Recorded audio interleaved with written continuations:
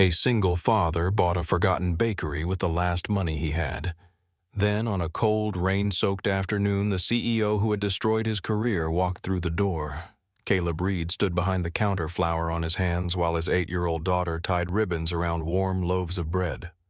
14 months earlier, that same man had fired him in front of an entire company, blamed him for a failure he had tried to prevent, and sent him home with nothing but a cardboard box and a terrified little girl waiting at school.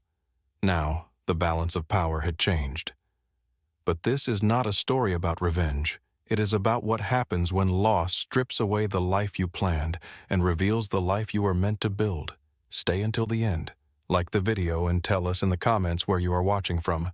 There had been a time when Caleb Reed believed a closed door was only a problem waiting for the right key. 14 months before Victor Langford sat alone inside Rose and Rye Bakery, Caleb had trusted system schedules and hard work. He believed that if a man showed up early, told the truth, and carried more than his share, life might not reward him quickly, but it would eventually meet him halfway. Most mornings began before sunrise in a small rented house on the edge of Asheville. Caleb moved quietly through the kitchen in socks, trying not to wake Rosie. He packed her lunch with one hand while scrolling through overnight shipping reports with the other. A container of strawberries, a turkey sandwich cut into 2 uneven triangles, a note folded beneath the napkin. "You are braver than you think." The words changed every morning, though Rosie pretended not to notice. On that particular Tuesday, Caleb was halfway through reading a warehouse delay report when he heard a small crash from the dining room. He looked up. Rosie stood beside the table in mismatched socks, staring down at a cardboard mountain range that had collapsed into itself. One side of the Blue Ridge Mountains had fallen flat. A paper river curled beneath a bottle of glue. Cotton clouds lay scattered across the floor like pieces of weather. Rosie looked at him with horror. "My mountain died." Caleb checked the time on the oven clock. 6:42. His meeting began at 8. He set the tablet down. Mountains do not die. This one did. He crouched beside the ruined project and lifted a bent cardboard ridge. It suffered a structural setback. That means it died. It means we need stronger support. Rosie folded her arms. "Mrs. Cole said it has to stand by itself." "Mrs. Cole sounds unreasonable. She is my teacher." "Then I will say that quietly." Rosie tried not to smile. Caleb found 2 wooden coffee stirrers, a roll of tape, and a jar of glue that had nearly dried shut. They worked side by side beneath the yellow kitchen light. Caleb reinforced the mountain from behind while Rosie pressed green tissue paper against the slopes. He should have been reading the project notes waiting on his tablet. He should have been reviewing the supplier inspection failures he planned to raise with Victor. He knew the meeting would be difficult. But Rosie had both hands wrapped around one cardboard peak, holding it upright with complete concentration. For 10 minutes, that was the only problem in the world. When they finished, the mountain leaned slightly to the left. Rosie stepped back. "It looks crooked. Real mountains are not perfect." "Are you sure?" "No, but it sounds true." She laughed. Before they left, Rosie stopped beside the framed photograph on the bookshelf near the front door. Laura Reed stood in the picture with sunlight in her hair, one arm around Caleb and the other around a much younger Rosie. They had taken it near a lake outside Knoxville 2 years before the doctors found the tumor. Rosie touched the edge of the frame. "Do you think Mom would like my mountain?" Caleb slipped on his coat. "She would say it needs more glitter." Rosie looked at him. "You always say that. Because your mother believed every school project needed more glitter. She put glitter on my weather chart. She put glitter on my tax folder once. Really, no, but she considered it." Rosie smiled at the photograph. Caleb picked up the mountain. "Come on, we need to get this geographical masterpiece to school." As he carried it to the car, one cardboard tree fell off and landed in the driveway. Rosie pointed at it. "Natural disaster." Caleb picked up the tree. "Insurance will cover it." The drive into Asheville took 30 minutes with morning traffic. Rosie talked about a classmate who believed wolves lived behind the cafeteria. Caleb listened, answering at the right moments, though part of his mind was already inside the conference room at Langford Foods. For 3 weeks, he had been raising concerns about the company's new regional distribution system. The project had been introduced as Victor Langford's most ambitious expansion in a decade. Langford Foods supplied restaurants, schools, grocery stores, and medical facilities across several states. The new system was supposed to reduce delivery times and cut millions in operating costs. Derek Sloan, the senior vice president overseeing the launch, had promised the board that everything would be ready before the end of the quarter. Caleb knew it was not ready. Refrigeration units had failed inspection. Tracking software had not been tested under full capacity. A supplier in Georgia had submitted incomplete certifications. 3 warehouse supervisors had reported training gaps. Every problem had been documented. Every warning had been softened as it moved upward.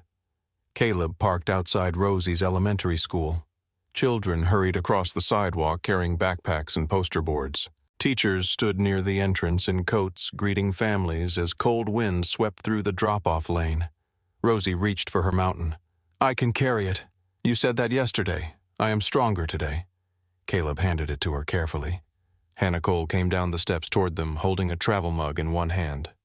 She wore a navy coat over a green dress, and her hair had been pulled into a loose knot that the wind was already undoing.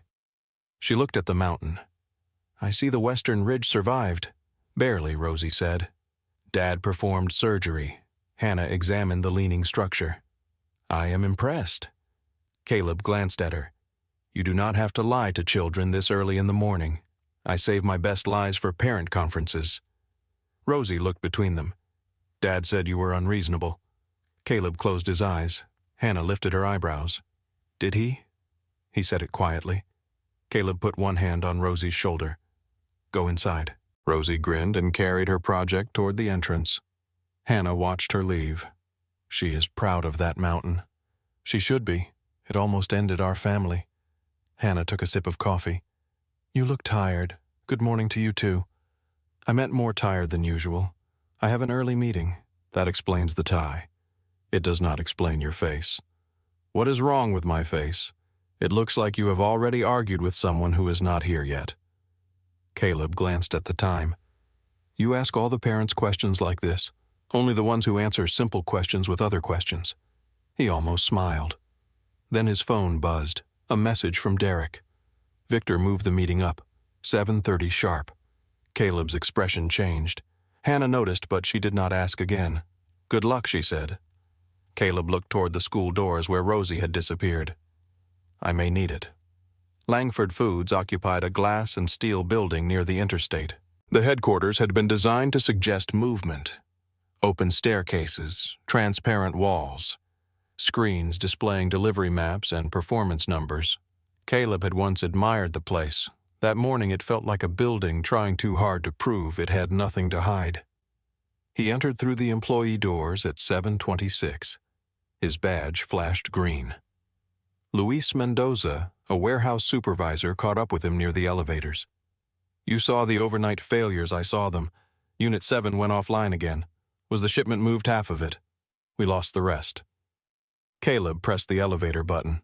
"Document everything, times, temperatures, names." Luis lowered his voice. "Derek told us not to put equipment failures in the daily report. He wants them listed as handling delays." Caleb turned toward him. "He said that directly, on the call last night." "Who else heard it?" 6 people. The elevator arrived. Caleb stepped inside, then held the door. "Write down exactly what he said. Send it to me from your company account." Luis hesitated. "You think this is going to get bad?" Caleb looked at the rising floor numbers. It already is. The executive conference room overlooked the distribution yard. Trucks moved below like pieces on a game board. Victor Langford stood near the window speaking into his phone. At 55, he still carried the rigid posture of a man who had spent years expecting rooms to quiet when he entered.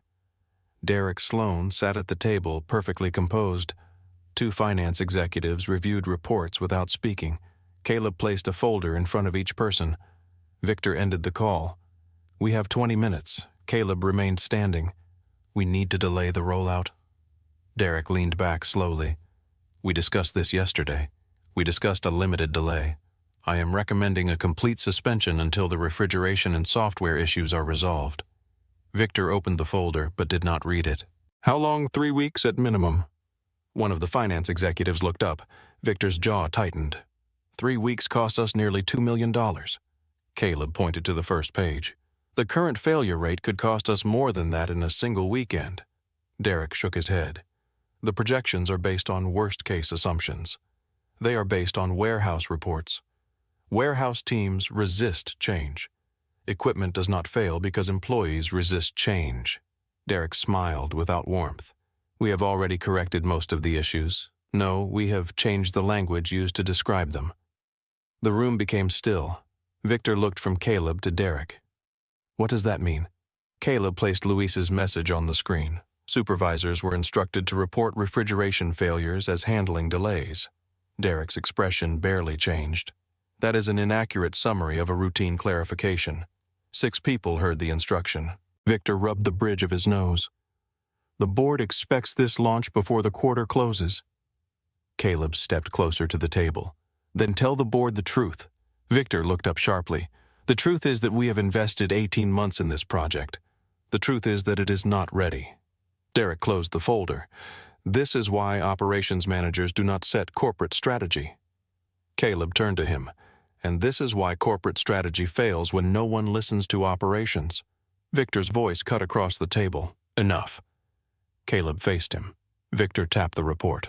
Find a way to make it work. Caleb held his gaze. I can make it fast or I can make it safe. I cannot promise both. Victor stared at him for a long second. Your job is to solve problems, Caleb, not bring them into this room. Caleb gathered the folders that no one had opened. No. My job is to stop problems from leaving this room. He walked out before his anger made the decision for him. For the next 3 days, Caleb documented everything. He sent emails summarizing the failed inspections. He attached supplier records. He requested written authorization before proceeding. He copied Derek, Victor, legal counsel, and finance. Derek responded to none of them. Instead, he held private meetings with the project team. People who had previously supported a delay stopped returning Caleb's calls. A junior analyst named Melissa Kane came to Caleb's office late Thursday evening. She stood in the doorway, clutching a file against her chest. Do you have a minute? Caleb looked up from his computer. Come in. She closed the door. I found changes in the approval logs. What kind of changes? The final authorization file was replaced yesterday. Caleb stopped typing. Replaced by whom I do not know. The access record is restricted. Did you save the original? Melissa's eyes moved toward the glass wall. I should not be talking to you. You came here because you know this matters. She looked down at the file. The original report showed your objections. The current version does not. Caleb stood. Send me what you found. She stepped back. If Derek finds out, I could lose my job. And if this system fails, people could lose far more. Melissa's face tightened. I have 2 children. Caleb softened. I am not asking you to sacrifice your family. She looked at him ashamed and relieved at the same time. I am sorry. So am I. She left without giving him the file. The launch went ahead Friday night. By Saturday morning, 2 refrigeration hubs had stopped communicating with the central system. By noon, temperatures inside several transport units had risen beyond safe limits. By evening, entire shipments of dairy meat and medical nutrition products had been rejected. Caleb spent 20 hours coordinating recalls, redirecting vehicles, and contacting customers. Victor called every hour. Derek appeared only twice. On Sunday morning, a major grocery chain suspended its contract. By Monday, the company's estimated loss had crossed $8 million. At 9:15, Caleb received a message from Victor's assistant. Conference room A immediately. When Caleb arrived, Derek was already seated. 2 human resources representatives sat across from him. Victor stood near the window with both hands in his pockets. Through the glass walls, employees at nearby desks pretended not to watch. Victor pointed to the empty chair. Sit down. Caleb remained standing. What is this? Derek pushed a document across the table, the final rollout authorization. Caleb saw his name at the bottom, his digital signature, his approval. For 1 second, he could not breathe. This is not the report I submitted. Victor's expression did not move. It is the report on record. Caleb turned the pages quickly. Every objection had been removed. Every warning had been rewritten as a manageable issue. He looked at Derek. You changed this. Derek leaned back. I did not. You removed the risk assessment. I received the document from your department. My department did not produce this. Victor stepped forward. The authorization bears your signature. The signature was copied from a previous approval. One of the human resources representatives glanced at the other. Derek sighed. This is becoming desperate. Caleb turned toward Victor. I warned you, I sent emails. I attached the inspection failures. Victor's face hardened. We searched the project archive, then searched the mail server. We did. Caleb understood. The messages had been redirected or removed. Give me 10 minutes. He opened his laptop. I have local copies. Victor reached across the table and closed it. The decision has been made. Caleb stared at Victor's hand resting on the laptop. Then he looked up. Victor did not answer. I missed birthdays. I answered calls from hospital rooms. I stayed through storms when half the executive floor went home. Caleb, no, you are going to hear this. Victor's expression remained controlled, but something uncertain moved behind it. Caleb pointed toward Derek. When the truth reaches this room, remember that you had a chance to look for it. He walked out on his own. The security guard followed him to his office. Caleb placed a framed photograph of Rosie into a cardboard box. A coffee mug, 2 notebooks, a small wooden airplane Rosie had made in kindergarten. Co-workers avoided his eyes. Luis approached near the elevator. This is not right. Caleb looked back toward the conference room. Derek was standing beside Victor speaking quietly. Wright was not invited to the meeting. Luis lowered his voice. I will tell them what I heard, not today. Why? Because today they already know what they want to believe. The elevator doors opened. Caleb carried the box through the lobby. At the employee exit, he pressed his badge against the reader. The light flashed red. He tried again. Red. A receptionist he had known for 7 years came around the desk and opened the door for him. Neither of them spoke. Outside, the wind had picked up. Caleb stood on the sidewalk holding the box while the glass door closed behind him. His reflection remained visible for a moment. Then someone inside walked past and it disappeared. He sat in his car outside Rosie's school for nearly 20 minutes. The cardboard box occupied the passenger seat. His tie felt too tight. He removed it and placed it in the glove compartment. Children began spilling out through the school doors. Caleb got out. Rosie saw him and ran across the sidewalk carrying her mountain project. I got an A. He crouched and held her. She laughed at first. Then she felt how tightly he was holding on. Dad. He let go. What? You are doing the face. What face? The one where you smile because you do not want me to ask questions. Caleb looked toward the teachers near the entrance. Hannah was watching from the steps. Not staring, watching. Rosie looked through the car window and saw the cardboard box. Why is your office stuff in there? Caleb opened the rear door for her. Get in, sweetheart. She did not move. Did something happen? He looked at his daughter and realized that every lie he could tell would only make the truth heavier later. The company let me go. Rosie's eyes widened. Why they think I made a mistake? Did you know? Then tell them. I tried. She looked angry in the simple, fearless way only a child could. They cannot do that. Caleb wished he still believed the world worked that way. On the drive home, Rosie held the mountain on her lap. One cardboard tree came loose and fell onto the floor. Neither of them picked it up. That evening, they sat at the kitchen table with 2 bowls of tomato soup between them. Rosie pushed a cracker beneath the surface. Are we poor now? Caleb stopped eating. No. She looked at him. We have less money, that is true. And you do not have a job. That is also true. So are we poor? Caleb considered the answer. We are going to be careful for a while. Rosie nodded slowly. Can I still go to school? Yes. Can we still live here? Caleb looked toward the stack of unopened bills beside the refrigerator. For now. She stared into her soup. Did Mom ever lose a job? No. What did she lose? The question caught him off guard. Caleb looked at Laura's photograph. She lost her keys almost every day. Rosie did not smile. What else? Caleb set down his spoon. Sometimes she lost confidence. Sometimes she lost patience. Sometimes she thought she was not strong enough, but she was. Yes. How did she know she did not always know? Rosie looked at him for a long moment. Maybe you do not know either. Caleb swallowed. Maybe not.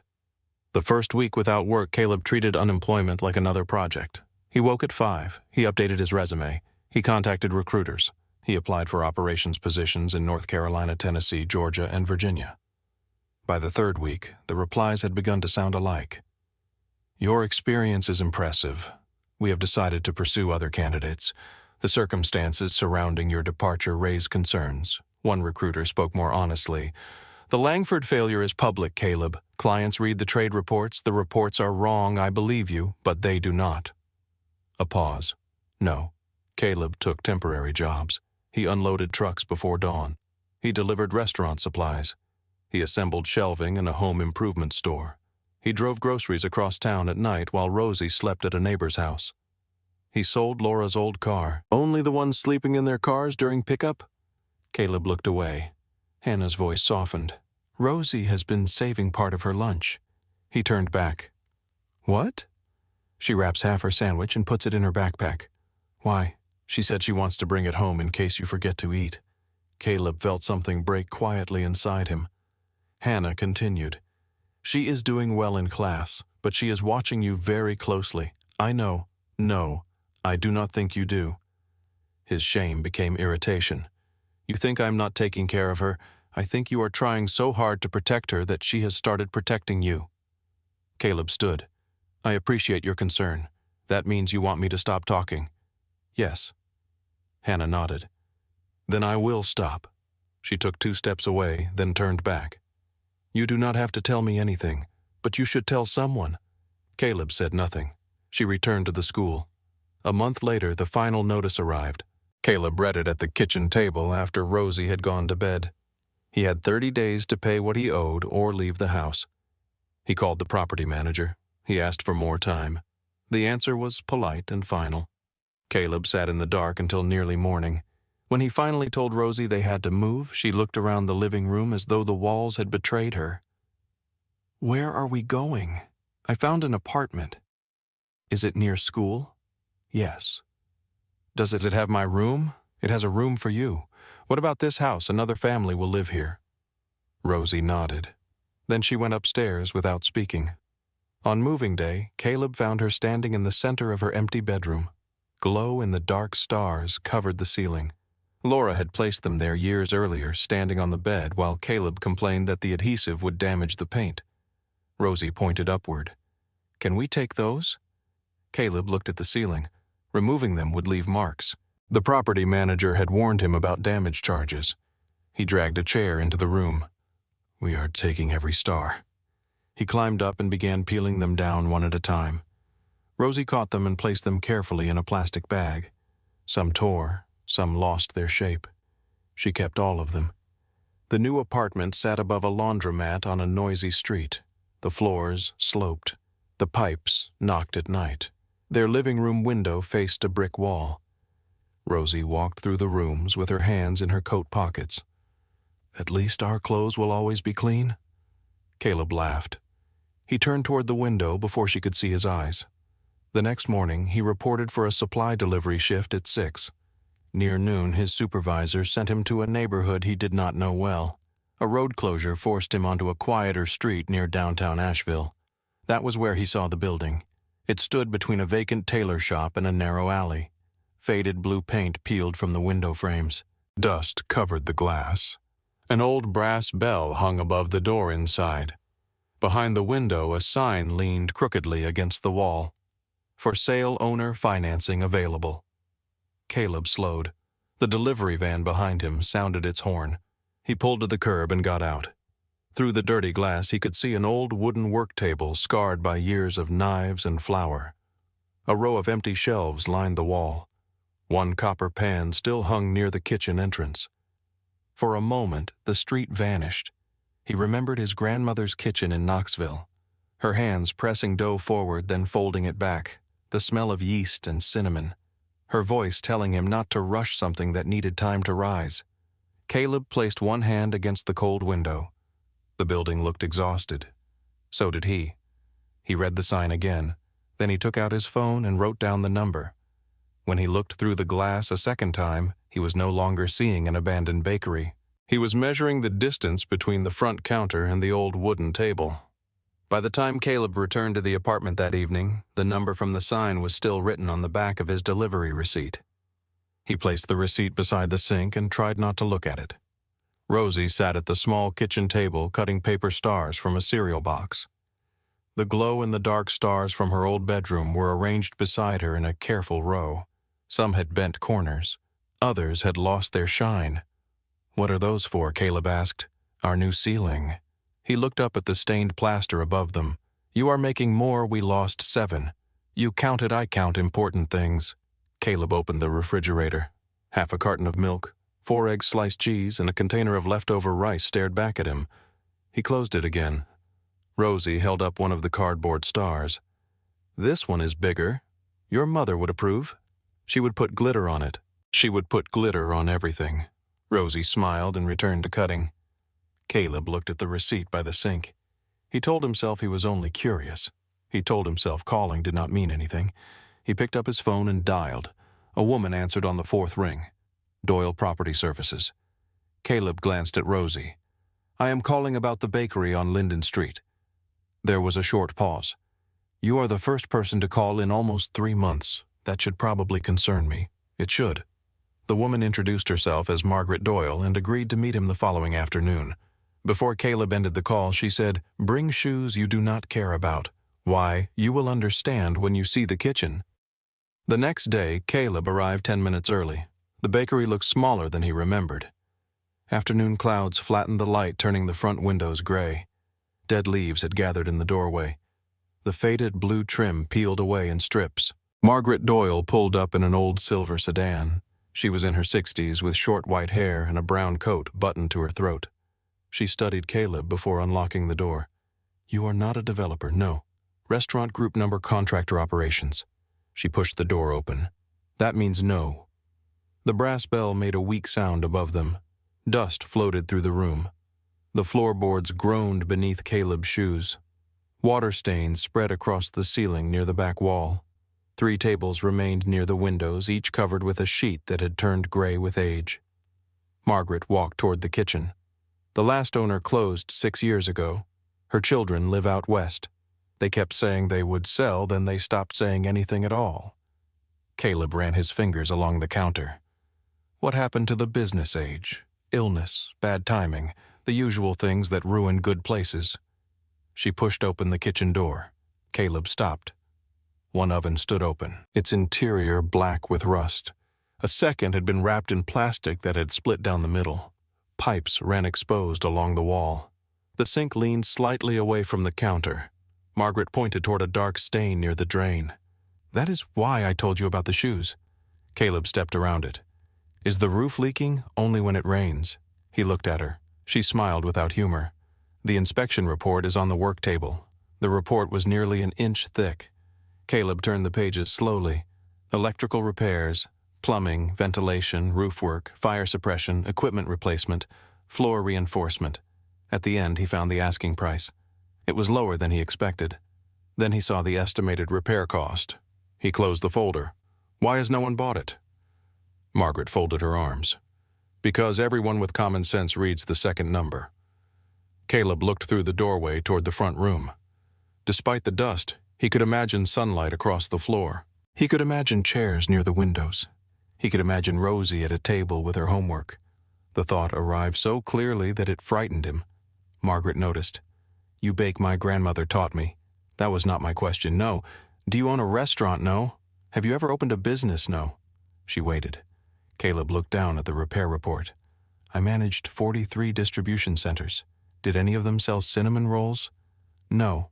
"Then I'm not sure that helps you as much as you think." He almost laughed. "What does owner financing mean in this case?" Margaret studied him more carefully. "The family wants a small down payment. The rest can be paid monthly over 10 years. They care more about someone using the building than getting the highest price." How small she named the amount. Caleb felt the number settle in his chest. It was almost exactly what remained of his severance money. Margaret watched his face. "That is not permission to make a bad decision. I did not say it was. You did not have to."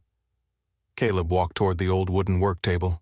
Its surface had been cut, burned, and polished by decades of use. He placed both palms against it. The wood was cold. Still beneath the dust and damage, it felt solid. That evening, he brought Rosie to see the bakery. Margaret unlocked the door and left them alone with a flashlight and strict instructions not to touch the electrical panel. Rosie stepped inside and froze. There are no chairs. We would need chairs. There is no cake. We would definitely need cake. She walked slowly through the front room, leaving small footprints in the dust. Caleb followed her. Rosie peered into the kitchen and wrinkled her nose. It smells old. That is not a real smell. It is in here. She opened a cabinet. A dead moth fell out. Rosie jumped back. Caleb caught her by the shoulders. Still interested, she looked toward the front windows. What would we call it? Caleb leaned against the counter. We are not calling it anything. Every bakery has a name. We do not own a bakery. Not yet. The words landed harder than she intended. Rosie drew a circle in the dust with one finger, then added a stem and 2 leaves. A rose, Caleb said. Because my name is Rosie. That is subtle. What does subtle mean? It means people might not understand it. They will. She walked toward an old grain sack on the bottom shelf. The word rye remained visible beneath the dirt. Rose and Rye. Caleb repeated it quietly. Rose and Rye Bakery. Rosie nodded. It sounds expensive. He laughed. The sound filled the empty room and returned from the walls. For the first time in months, laughter did not feel like something he had borrowed for her. On the sidewalk outside, Hannah was crossing toward the school parking lot when she saw them through the window. She stopped near the bakery door. Caleb opened it. What are you doing here? He asked. I work across the street, I know. That usually explains why someone is across the street. Rosie appeared behind him. We are buying a bakery. Caleb looked down at her. We are looking at a bakery. Hannah glanced through the open doorway. This place, you know it. The last owner used to give cookies to students on Fridays. That sounds financially responsible. She also had 2 oven fires. Only 2. Hannah stepped inside.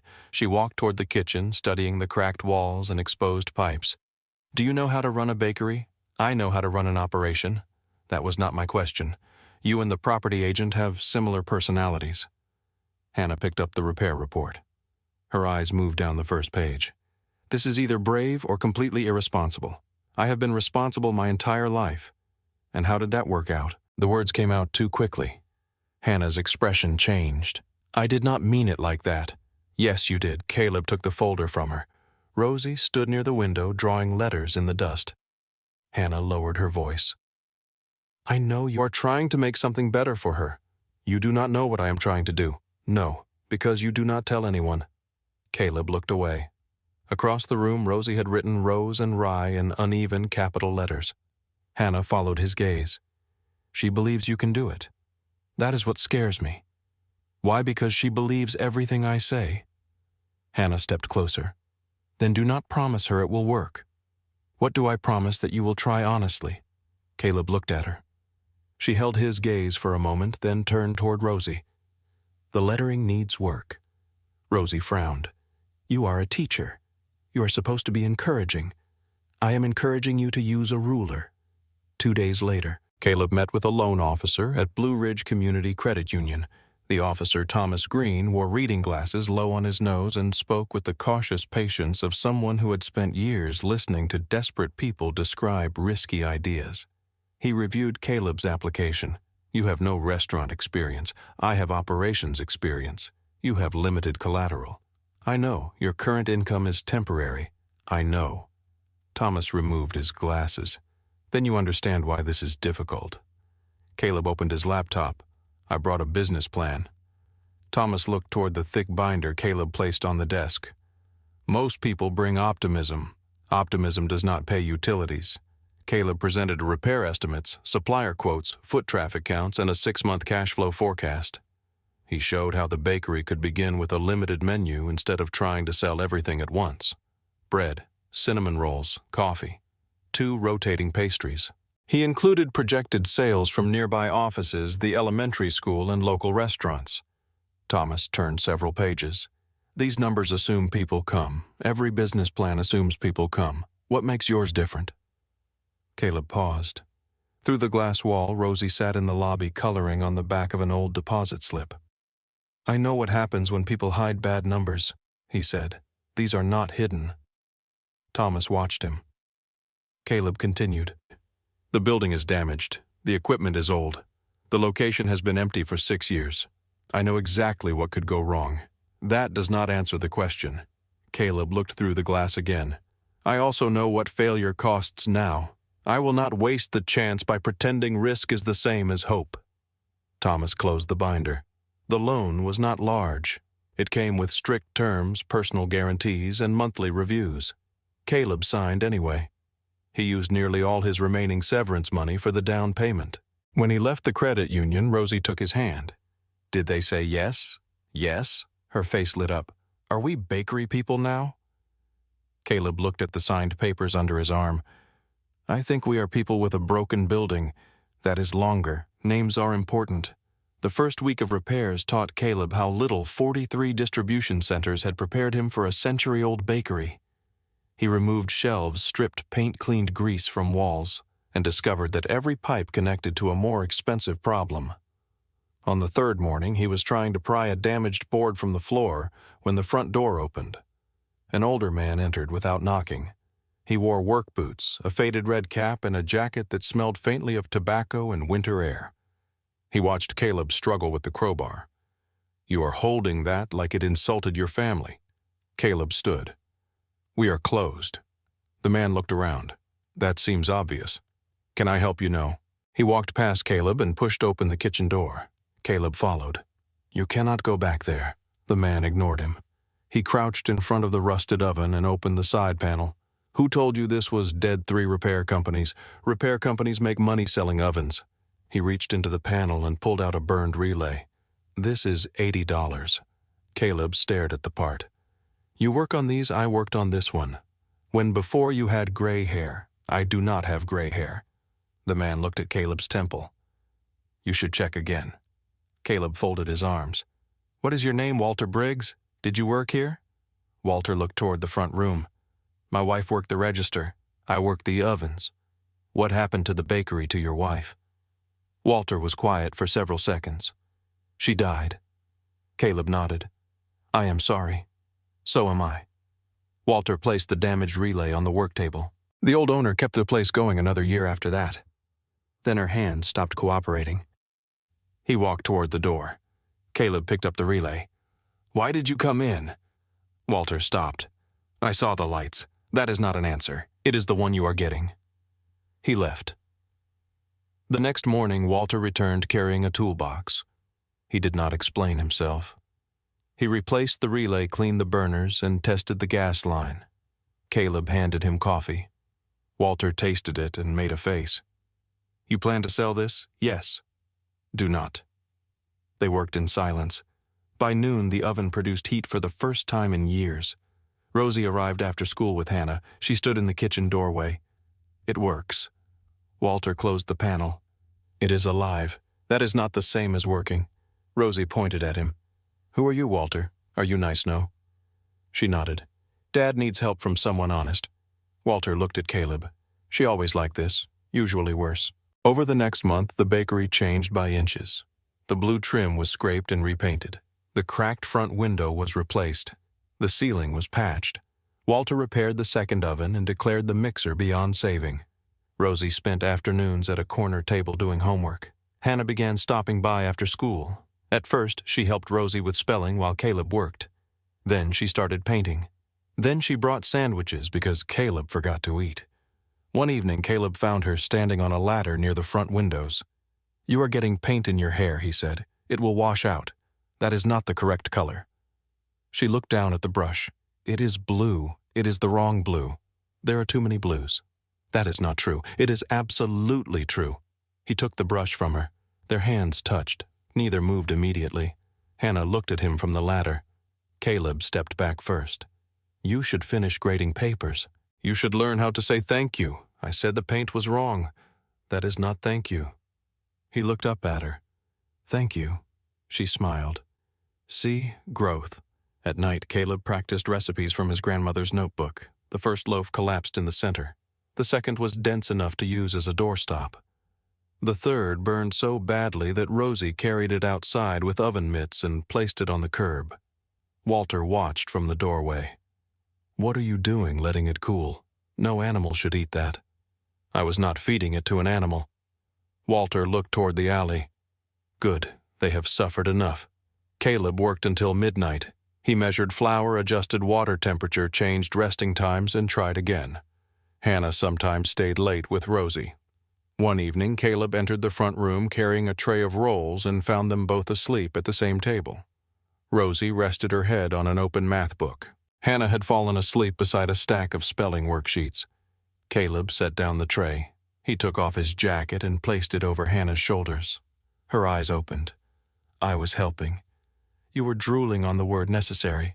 I have never trusted that word. It has one collar and 2 sleeves. She looked down at his jacket. What nothing.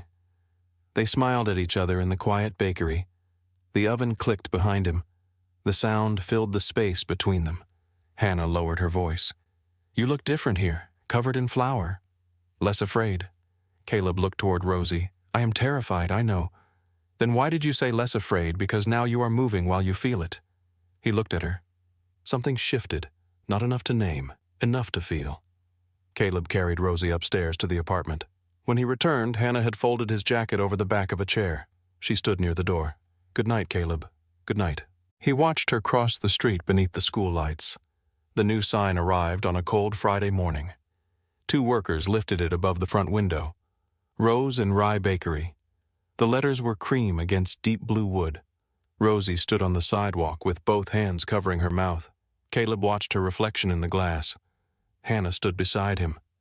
You did this for her, she said. I did it because I ran out of safer choices.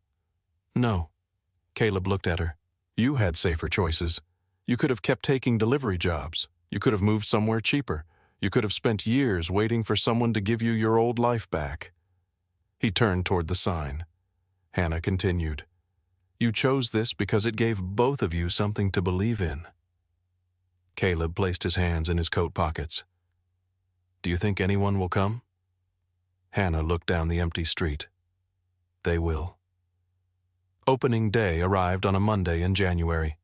Caleb woke at 2:30. By sunrise, the display case held cinnamon rolls, honey bread scones, and 2 kinds of muffins. Walter inspected everything without praise. The rolls are too close together. They rose, they crowded. People like crowded rolls. People like bread made correctly. Rosie taped a handwritten sign near the register. Welcome to Rose and Rye. Hannah brought flowers and placed them in a glass jar. At 7, Caleb unlocked the door. No one entered. At 8, a man bought coffee. At 9:32, teacher shared a cinnamon roll. Near noon, a woman asked to use the restroom and left without purchasing anything. By 3, the display case was still nearly full. Caleb began calculating the cost of unsold food. Rosie watched him from the end of the counter. At 5, he turned the sign to closed. The brass bell settled into silence. Rosie opened her backpack and removed 3 quarters and a crumpled dollar bill. She placed the money on the counter. Caleb looked at it. What is that? I am buying a cinnamon roll. You already had one. That was testing. Testing. Every famous bakery has a first customer. You are not our first customer. I am the first important customer. Caleb pushed the money back. You do not have to pay. Rosie pushed it toward him again. If I do not pay, it does not count. He looked at her small hand resting beside the coins. Then he opened a paper bag. He chose the best cinnamon roll in the case and placed it inside. Rosie held out the money. Caleb accepted it carefully. Would you like a receipt? Yes. He printed one. She studied it as though it were proof of something larger than a sale. Outside, Hannah stood across the street beneath the bare branches of a maple tree. She raised her phone and took a photograph through the bakery window. Caleb handing Rosie the bag. Rosie holding the receipt. Warm light surrounding them in an otherwise empty shop. Caleb did not know the photograph existed. He only knew that when Rosie took her first bite, she closed her eyes and smiled. Too much cinnamon, he asked. She shook her head. Not enough. Caleb looked toward the trays of unsold pastries. Then he reached beneath the counter for his grandmother's notebook and turned to a clean page. At the top he wrote one word. Tomorrow came at 3 in the morning. Caleb unlocked the bakery while the street was still dark, and the windows across from the school reflected nothing but his own tired shape. Inside, the air held the faint sweetness of yesterday's cinnamon mixed with cold metal and fresh paint. He switched on the kitchen light. The ovens groaned awake. For several minutes he stood alone at the wooden work table with both palms resting on its scarred surface. The word he had written in his grandmother's notebook remained at the top of the page. Tomorrow. He turned the page and began again. The second day brought 9 customers. The third brought 7. By the end of the first week, Caleb knew exactly how many cups of coffee he had to sell to cover electricity and exactly how far short he was falling. Every morning began the same way. He measured flour before dawn. He checked the dough with his fingertips.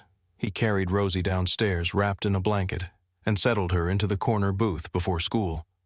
She slept with one cheek against her backpack while bread rose in metal bowls behind the counter. At 6:30, Caleb warmed milk for her and placed it beside her math homework. At 7, Hannah crossed the street carrying coffee from somewhere else. Caleb looked at the cup. "You know we sell that here." "I know. You are holding evidence." She placed it on the counter. "Your coffee tastes like regret." Walter, working near the oven, nodded. "She is right." Caleb looked between them. "This is becoming a hostile workplace. You need employees before it can be a workplace," Walter said. Hannah tried not to smile. Caleb adjusted the grind the next morning. She brought no outside coffee after that. Weeks passed. The bakery found a rhythm, but not enough customers. Some days teachers came before school. On Fridays, parents bought muffins after pickup. A few office workers discovered the honey bread and returned with coworkers. Still, the bills arrived faster than the business grew. Caleb kept them in a drawer beneath the register. Electricity, insurance, loan payment, ingredient invoices, repair estimates. He opened the drawer only after Rosie went upstairs. Walter noticed everything and commented on almost nothing. One afternoon, he watched Caleb knead dough with his shoulders locked and his jaw tight. "You are fighting it. I am kneading. You are punishing it." Caleb stopped. Walter pressed one finger into the dough. "It needs time. We do not have time. The bread does not care." Caleb leaned against the table. Walter looked toward the front room, where Rosie was doing homework with Hannah. "You sleep enough. That means no. I am fine." Walter wiped flour from his hands. "Young men think collapse is a surprise. It is not. The body sends invitations for months." Caleb returned to the dough. "I cannot afford to slow down." Walter's eyes moved toward the drawer beneath the register. "You cannot afford not to." Caleb said nothing. After closing the bakery, he took catering shifts at a hotel near the interstate. He carried trays through ballrooms, washed equipment, and drove home after midnight. Then he woke at 3 and started again. One evening, Hannah found him standing at the sink with his eyes closed while water ran over his hands. "Caleb." He opened his eyes. "I was thinking. You were asleep. Standing up saves time." She did not laugh. Rosie sat at a table nearby, cutting small cards from cream-colored paper. Hannah lowered her voice. "You cannot keep doing this. The loan still exists whether I sleep or not. So does your daughter." Caleb turned off the water. "I know that, do you?" He looked at her. Hannah pointed toward Rosie. "She watches the stairs every time you leave for the hotel. She stays awake until you come home. She is supposed to be sleeping. She is 8. I am doing this for her." Hannah's expression softened, but her voice did not. "You keep saying that as if it ends the conversation." Caleb reached for a towel. "What do you want me to do? Let someone help." "Walter helps. Walter insults your bread. It is how he shows affection. I am serious. So am I." Hannah stepped closer. "You do not have to turn suffering into proof that you are a good father." Caleb's hand stopped. The towel hung between them. "That is not what I am doing. It is exactly what you are doing." His exhaustion became anger before he could stop it. "You do not know what it takes to keep a child safe." Hannah's face changed. Caleb regretted the words immediately. She looked toward Rosie, then back at him. "No," she said quietly. "I know what it looks like when someone is so afraid of failing that they refuse to let anyone stand beside them." She picked up her coat. Rosie looked up. "You are leaving. I have papers to grade." Hannah smiled at her. "I will see you tomorrow." The bell rang softly as she left. Caleb stood behind the counter, still holding the towel.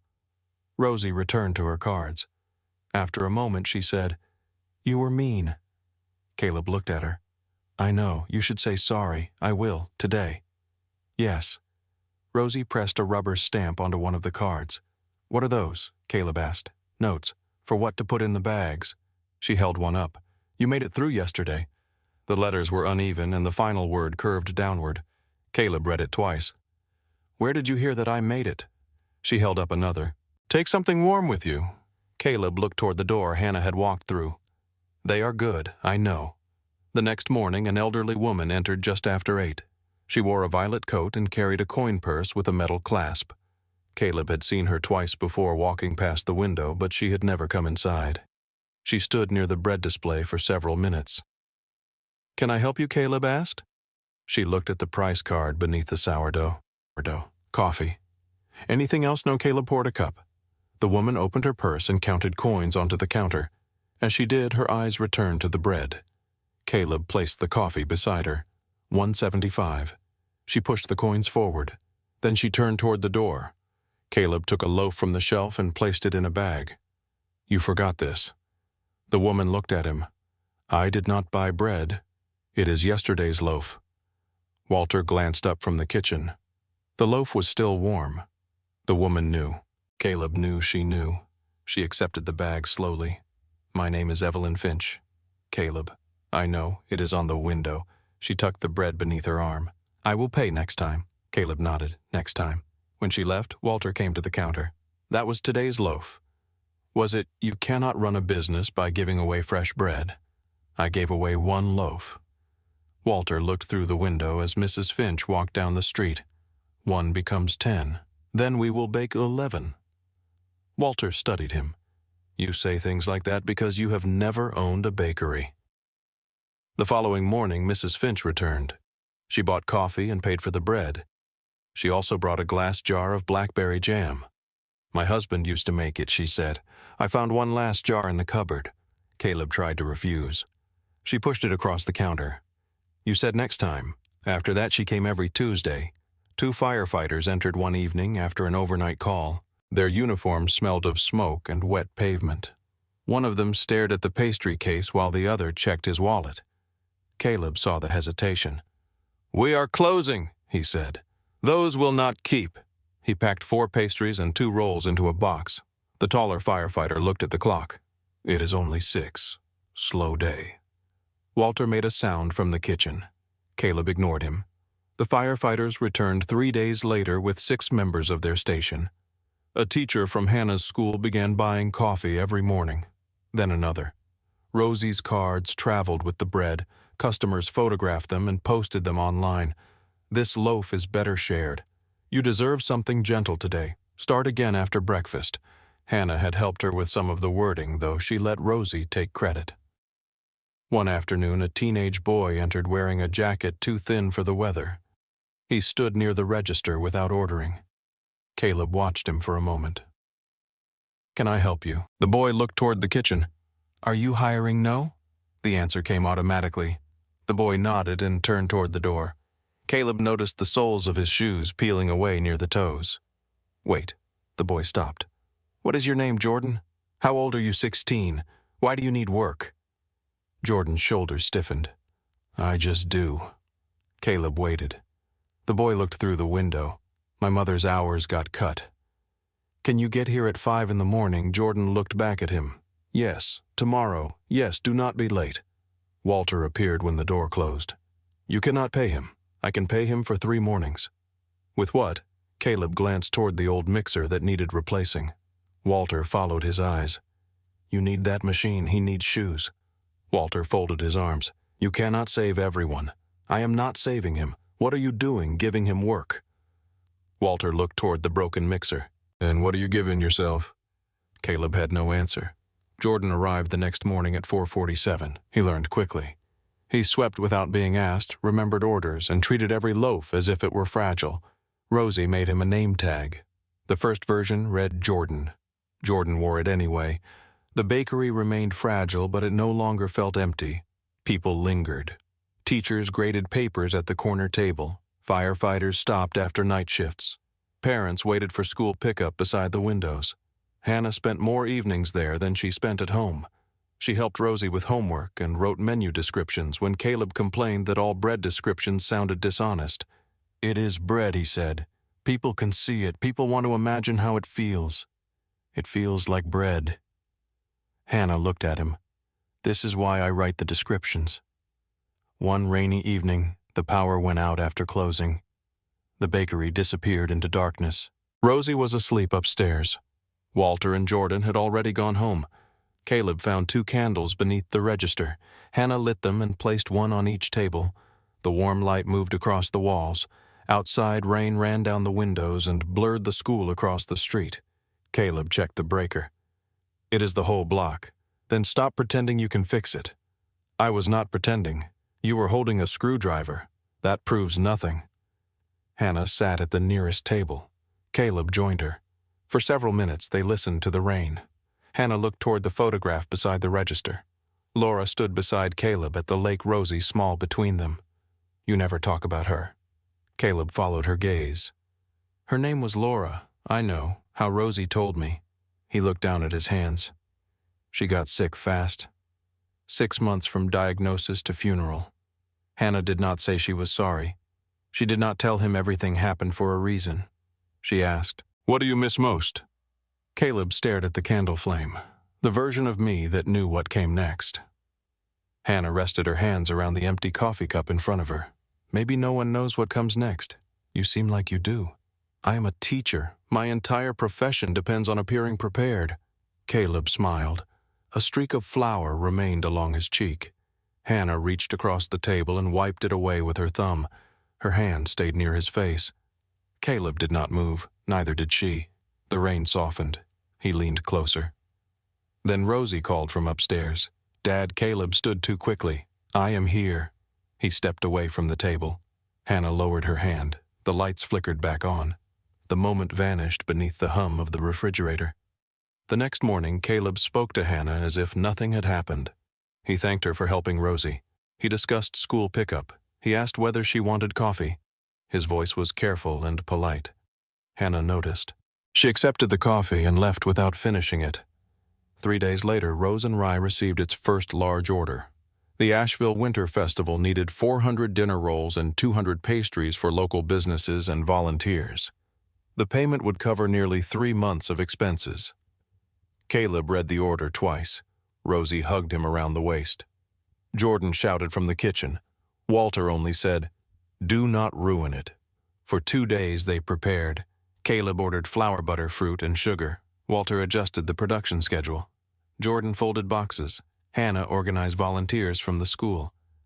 The night before baking began, Caleb arrived at 2:30 in the morning. He turned on the main oven. Nothing happened. He tried again. The control panel remained dark. Walter arrived 20 minutes later and removed the side cover. The smell of burned wiring filled the kitchen. He stared inside for a long time. Caleb watched his face. "How bad the control system is gone." "Can you repair it?" "Not before tomorrow." Caleb called every repair company within driving distance. No one had the part. A replacement system would cost several $1,000s. The festival order had to be delivered in less than 30 hours. Caleb stood alone in the kitchen after Walter left to search for another option. The ingredients filled every shelf. Boxes covered the front tables. 400 paper bags waited beneath the counter. He opened the drawer and looked at the bills. Then he looked at the dead oven. For the first time since signing the loan papers, he allowed himself to see the end clearly. The bank taking the building, Rosie watching the sign come down, another family packing their life into boxes. Caleb reached into his bag and removed the photograph of Laura. He placed it on the wooden work table. His voice was barely audible. "I tried." The front door opened. Hannah entered breathless with Rosie behind her. Rosie had called from upstairs when she heard the repair trucks leave. Hannah looked at the oven, then at Caleb. "We can ask for help." "No, the community cares about this place. They are customers. They are more than that. I am not turning this into a public fundraiser. This is not about your pride. It is my name on the loan, and Rosie's name on the window." Caleb looked toward his daughter. Rosie stood near the kitchen door, frightened and silent. Hannah stepped closer. Let people help you. You do not understand what it is like to have someone depend on you for everything." The words struck harder than before. Hannah went still. "No," she said. "I understand what it is like to love someone who refuses to let me stand beside him." Caleb opened his mouth. Nothing came. Hannah turned and walked out. Rosie waited until the bell stopped moving. Then she looked at him. "Why do you always send people away when they try to help?" "I am protecting us." From what Caleb looked at the broken oven, he did not know. That night Rosie sat at the upstairs table with Jordan while Caleb made more calls. She opened Hannah's photograph from the bakery's first day. In the picture, Caleb was handing her the first cinnamon roll while warm light filled the empty shop. Jordan helped her post it on the bakery's page. Rosie typed slowly, "My dad says the oven is broken. He also says we should never ask people for things, but he gives people things every day. I think maybe he is wrong this time." By sunrise, the post had traveled across Asheville. Mrs. Finch shared it. The fire station shared it. Teachers shared it. Parents posted photographs of Rosie's notes. When Caleb unlocked the front door, more than 40 people were waiting outside. Some carried tools. Some carried portable ovens. Some carried flower boxes, extension cords, and coffee. A firefighter stepped forward. "Our station has 2 convection ovens for community events." An electrician raised a toolbox. "I can handle the wiring." Mrs. Finch held up a bag of ribbon. "I can tie bows." Walter pushed past everyone and entered the bakery. He looked at Caleb. "You can be angry later. Right now we have 400 rolls to make." The bakery filled with movement. Tables became workstations. Teachers formed packaging lines. Jordan coordinated deliveries. Rosie counted boxes. The firefighters carried ovens through the back door. Caleb stood in the center of it all, unable to speak. Then he saw Hannah near the entrance. She had not crossed the room. She was waiting to see whether he would let her stay. Caleb walked toward her. "I was wrong." Hannah looked at him. "About which part?" "Most of it." "That is not an apology." He took a breath. "I thought needing people meant I had failed Rosie. But all I did was teach her that love only counts when it comes from me." Hannah's eyes softened. "I do not know how to do this well," he said. "The bakery know?" He looked at her. "This." For a moment, neither of them moved. Then Hannah held out her hand. "Stop trying to do it alone." Caleb took it. They worked through the day and into the night. At dawn, the last tray came from the borrowed oven. Walter inspected the rolls, too close together. Caleb laughed. People cheered as the final boxes were loaded. The festival order left on time. A local journalist who had come to photograph the volunteers stayed to hear the story. 2 days later, Hannah's picture appeared above an article about Rose and Rye. The photograph showed an empty bakery, a tired father, and an 8-year-old girl buying the first cinnamon roll with her own money. By the following weekend, a line stretched down Linden Street. Customers came for the story. They returned for the bread. Caleb hired Jordan permanently. He replaced the mixer. He kept the free coffee for teachers and firefighters. Near the register, Rosie placed a wooden shelf with a handwritten sign. "Pay for a loaf. Leave it for someone else." The shelf was rarely empty. One evening after the last customer left, Caleb found Hannah standing near the repaired oven. Rosie and Walter had gone upstairs. The bakery was quiet. Hannah folded her arms. "So this is the part where you decide you do not need anyone again?" Caleb stepped closer. "No. What part is this?" "The part where I try something different." He kissed her gently. Hannah's hand rested against his chest. When they separated, Caleb stayed close. "I am going to make mistakes. I teach 3rd grade. My professional life is built around mistakes." From upstairs, Rosie shouted, "We can still hear you." Caleb closed his eyes. Hannah laughed against his shoulder. Behind them, the repaired oven clicked softly as it cooled. The repaired oven clicked softly as it cooled. Outside, rain began tapping against the bakery windows. Months passed, and Rose and Rye settled into the neighborhood as though it had always belonged there. Morning lines formed before the doors opened. Teachers crossed the street with travel mugs in hand. Firefighters stopped after night shifts. Parents filled the tables after school pickup while Rosie completed homework near the register. Jordan learned how to shape dinner rolls without Walter correcting him every 30 seconds. Walter still corrected him every 45. Caleb no longer took hotel shifts at night. He slept more than 4 hours at a time. He paid the loan on schedule. He hired a second baker and a college student to work weekends. The drawer beneath the register still held bills, but Caleb no longer feared opening it. Hannah had become part of the bakery without anyone deciding exactly when it happened. Her coat hung beside Caleb's apron. Her favorite mug remained near the coffee machine. Rosie began saying things like, "We need more sugar," even when only Caleb was ordering supplies. One rainy Thursday afternoon, the bakery was nearly full. Caleb stood behind the counter glazing cinnamon rolls while Hannah helped a little boy choose between an apple turnover and a chocolate croissant. Rosie tied blue ribbons around bread bags. The brass bell above the front door rang. A man in a charcoal suit stepped inside and closed a black umbrella behind him. Victor Langford wiped rain from his coat and studied the menu board. "I was told this place has the best sourdough in Asheville." Caleb's hand stopped above the tray. For 1 second, the bakery disappeared. He saw the glass conference room, the false report, the cardboard box, the red light on the employee door. "Security will walk you out." Hannah looked toward him. "Caleb." He placed the spoon down carefully. Victor stepped closer to the counter. His eyes moved from the bread display to Caleb's face. Recognition arrived slowly. Confusion. Disbelief. Then shame. Caleb Rosie looked from Victor to her father. "Dad, do you know him?" Caleb reached for a paper bag. "What can I get you?" "Mr. Langford?" Victor glanced around the room. Customers continued talking. Cups touched saucers. The coffee grinder filled the silence between them.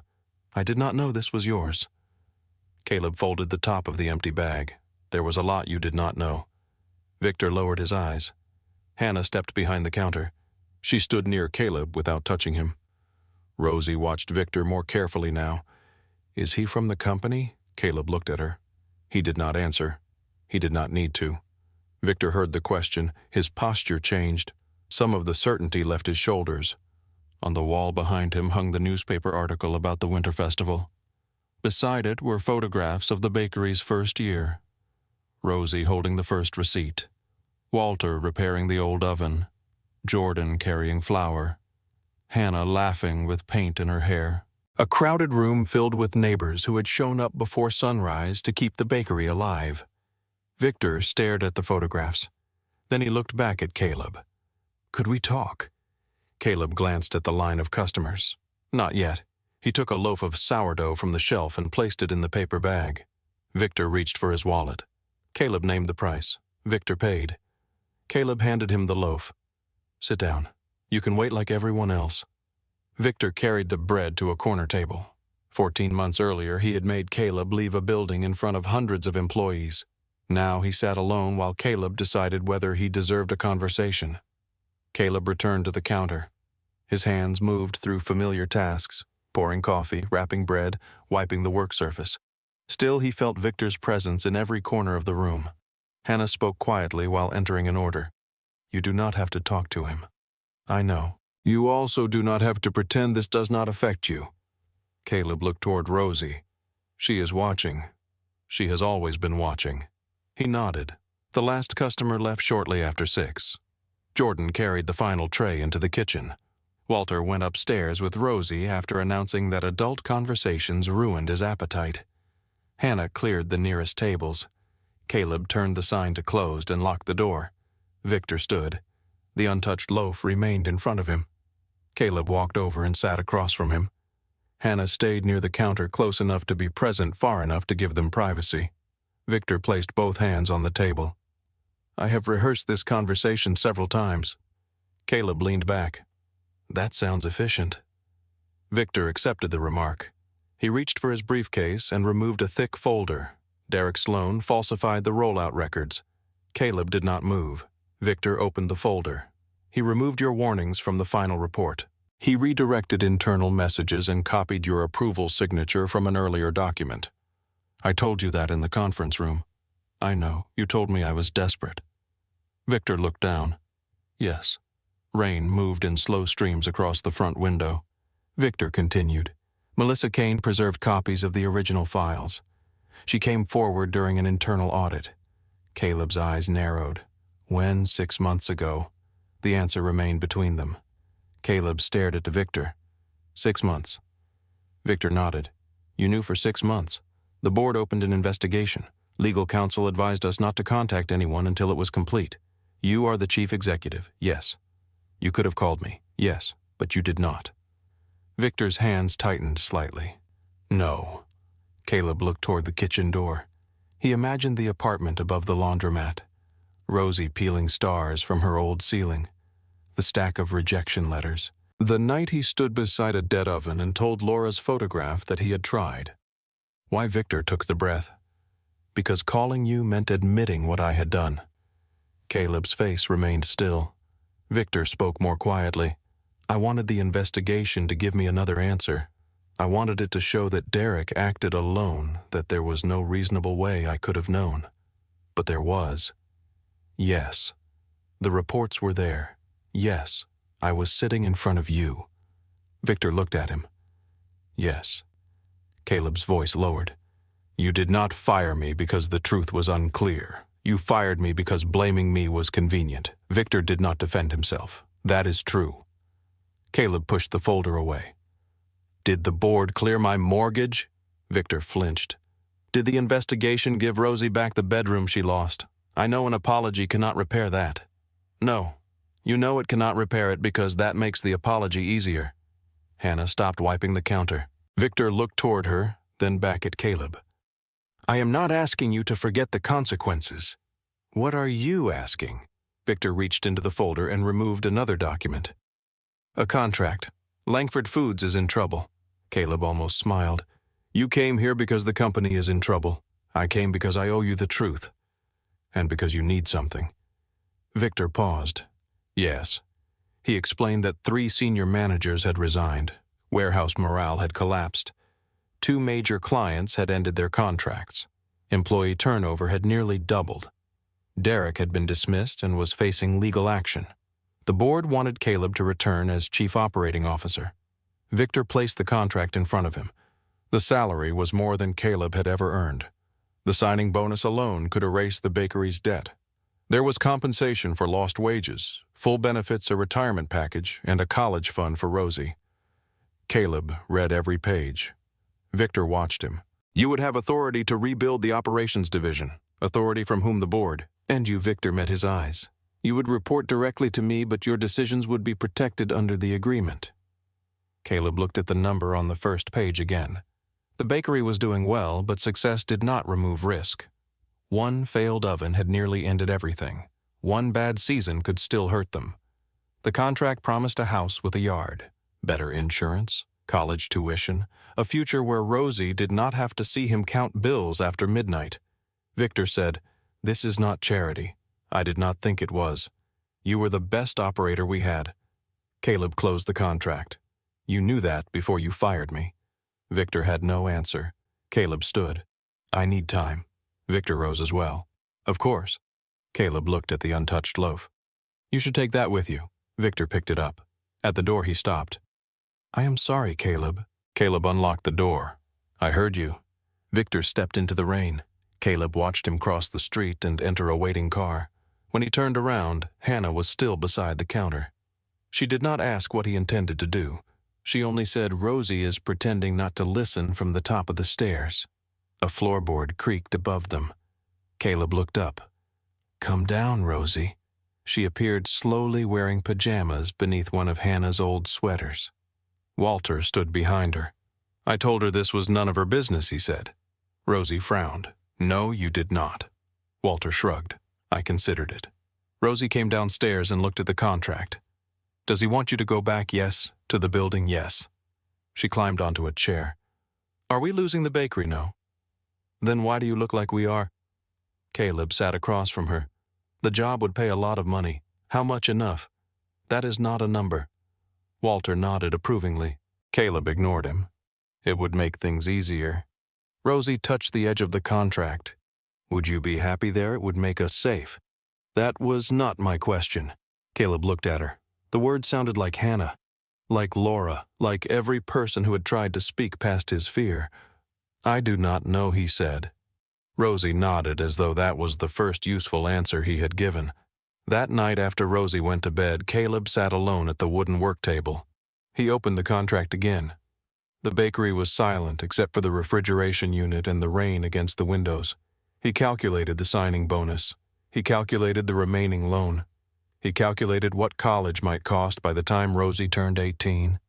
Every number pointed toward the same answer. He imagined returning to Langford Foods in a suit. He imagined employees looking at him differently. He imagined walking into Victor's office with the authority he had once been denied. Then he looked around the kitchen, the repaired oven, his grandmother's notebook, Rosie's card stacked near the register, Hannah's mug beside the sink, a place built by hands that had shown up when his pride nearly destroyed it. Hannah came downstairs quietly. She sat on the edge of the work table. "You should go home," Caleb said. "I am home." He looked at her. She nodded toward the contract. "Do you want to talk? I want you to tell me not to take it." Hannah's expression tightened. "I will not do that." "Why?" "Because then you could blame me every time the oven breaks. I would not. You might not say it. That is not the same thing." Caleb closed the contract. "Would you be all right if I went back no?" The honesty surprised him. Hannah continued. "I would miss you. Rosie would miss this place. The bakery would change. Then ask me to stay." She reached for his hand. "Loving you does not give me the right to make you smaller so I can keep you close." Caleb looked down at their joined hands. "What do you want? I want you to choose us because this is the life you want, not because you are still trying to defeat the man who fired you." Caleb sat with that. For months he had believed the bakery proved Victor had been wrong. Now he wondered whether accepting the job would prove the same thing. Either way, Victor would still be deciding who Caleb became. The following morning, Caleb put on the only suit he still owned. It felt tighter across the shoulders. Rosie adjusted his tie before school. "You look strange. I used to dress like this every day. That is probably why you were unhappy." He smiled. Hannah watched from the doorway. Caleb drove to Langford Foods. The glass building appeared unchanged. He parked in the visitor section. At the entrance, he pressed the intercom. Before the receptionist could answer, Victor appeared on the other side of the glass. He opened the door himself. Employees looked up as Caleb entered. Some recognized him immediately. Others had only heard his name during the investigation. The lobby seemed smaller than he remembered. Luis Mendoza waited near the elevators. He stepped forward and shook Caleb's hand. "I am glad they finally told the truth. So am I." Luis glanced toward Victor. "Some of us should have spoken sooner." Caleb looked at him. "You had a family. So did you." Caleb had no response. Victor led him through the operations floor. Several desks were empty. Managers spoke in low voices. Employees watched senior leaders with the caution of people who no longer trusted what happened behind closed doors. Victor showed Caleb the proposed office. It overlooked the distribution yard. The desk was larger than Victor's. Caleb stood near the window. Trucks moved below in straight lines. For a moment he felt the old instinct return. He could fix the scheduling failures.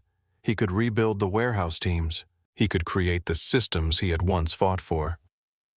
Victor stood behind him. "You would have complete authority." Caleb turned. "Would I have had complete authority before the launch failed?" Victor's silence answered. Caleb looked through the glass wall at the employees outside. Returning would allow him to repair the company. It would also tie his life to the place that had already taken too much from him. He placed the contract on the desk. "I am not coming back." Victor's disappointment was immediate. "The board will improve the offer. This is not about the number. Then what is it about?" Caleb looked around the office. "I spent months believing I needed this place to admit I mattered." Victor said nothing. "I do not need that anymore." Caleb picked up the contract. "But I have another proposal." That evening, Victor returned to Rose and Rye. This time there was no rain. He sat at the same corner table. Caleb placed 3 pages in front of him. "I will consult for 90 days. Victor read the first page. Caleb continued. "Langford Foods will issue a public correction. It will state that I warned leadership about the project and that my termination resulted from falsified records and a failed investigation." Victor nodded. "Agreed. You will establish an independent employee review process. No executive can terminate someone based on one unverified report. That will require board approval. Then get it. Victor turned to the second page. Caleb said, "The company will fund a training program for displaced workers' caregivers returning to work and single parents who need a new career." Victor looked up. "That is outside the scope of an operations restructuring. No. It is the reason I am agreeing to help." Victor returned to the document. "And your fee," Caleb named the amount. It was fair, far less than he could have demanded. Victor studied him. "You could ask for more." Caleb looked towards the bakery counter. Rosie was teaching Jordan how to tie a ribbon correctly. Hannah stood near the coffee machine, pretending not to listen. Walter shaped dough in the kitchen with the concentration of a surgeon. "I already know what enough looks like." Victor closed the proposal. For a while, neither man spoke. Then Victor removed his glasses. "I believed speed made me decisive," he said. "I believed doubt made me weak." Caleb waited. "When Derek gave me someone to blame, I accepted it because the board wanted an answer. You lost your job because I was afraid to admit I did not understand the problem." Caleb looked at him. "That is the first honest thing you have said to me." Victor glanced toward Rosie. "I am sorry for what my decision did to both of you." Caleb felt the old anger rise. It did not disappear. It no longer controlled the room. "I accept your apology." Victor's shoulders eased slightly. Caleb continued, "But forgiveness is not the same as pretending it never happened." "I understand." "No, you understand when the next frightened employee is sitting across from you and you choose to listen." Victor looked down at the proposal. Then he picked up a pen. He signed his name beneath Caleb's conditions. Rosie watched from behind the counter. Victor stood and buttoned his coat. Before leaving, he bought another loaf of sourdough. This time, he did not forget to take it with him. Caleb locked the door after him. When he turned around, Rosie was waiting. "Are you going back for 90 days? To work there to help them change?" And then Caleb looked at Hannah. She leaned against the counter, his apron folded over one arm. Caleb walked toward them. "Then I come home." The words settled into the bakery as naturally as the smell of warm bread. Rosie studied her father for a moment as if checking whether he truly understood what he had said. Then she nodded and returned to the ribbon she was tying around a paper bag. Hannah stepped closer. 90 days, she said. 90 days. And you keep baking. I keep baking. And you do not start wearing that tie in here." Caleb looked down at the suit he had worn to Langford Foods. "What is wrong with the tie?" Rosie answered without looking up. "Everything." Walter appeared in the kitchen doorway with flour on both arms. "If the man wants to stand around discussing clothing, he can do it while shaping tomorrow's dough." Caleb removed his jacket and hung it beside the back door. Hannah held out his apron. He took it from her, but instead of putting it on, he leaned down and kissed her. It was brief, warm, certain. Rosie made a disgusted sound. Walter turned back toward the kitchen. I preferred the arguments. Caleb tied the apron around his waist and followed him. The next morning, Langford Foods released a public statement. It appeared first on the company website, then in local business publications, then in the trade journals that had repeated the original story of the failed expansion. The statement named Caleb Reed. It confirmed that he had warned senior leadership about the risks of the distribution launch. It acknowledged that his reports had been altered, that his termination had resulted from falsified records, and that the company had failed to investigate before assigning blame. By 7:30, Caleb's phone had begun to ring. Reporters called. Former co-workers sent messages. Recruiters who had once rejected him suddenly wanted to discuss opportunities. One message came from the man who had told him the circumstances around his departure made clients nervous. Caleb read it while standing beside the oven. "I am glad the truth came out. I always believed there was more to the story." Caleb stared at the screen. Then he deleted the message. Hannah entered through the back door, carrying 2 cups of coffee. "You are famous again." "I was never famous." "You are on the front page of the business section. That is not fame. That is a slow news day." She handed him a cup. "Are you going to read the article?" "No." "Why not?" "Because I already know what happened." Hannah leaned against the work table. "What are you going to do with the statement?" Caleb glanced toward the printer near the office. A clean copy rested in the tray. "I do not know. You could frame it." He looked through the kitchen doorway. On the wall near the register hung the photograph Hannah had taken on opening day. Rosie stood beneath the warm lights with a cinnamon roll in her hands. Caleb was behind the counter, tired and uncertain, passing her the first receipt. "No," he said. "I do not want the worst day of my life hanging on the wall." He folded the company statement once and placed it in the drawer beneath the register. Then he opened the cash box and removed the crumpled dollar bill and 3/4 Rosie had spent on the first cinnamon roll. He placed them inside a small wooden frame. When Rosie came downstairs, she stopped in front of it. "You kept my money. I keep important things." She smiled. Caleb hung the frame beside her photograph. The public correction changed how people spoke to him, but it did not change the bakery's schedule. Bread still had to be mixed before dawn. Coffee still needed to be brewed. The floor still collected flour, no matter how often Jordan swept it.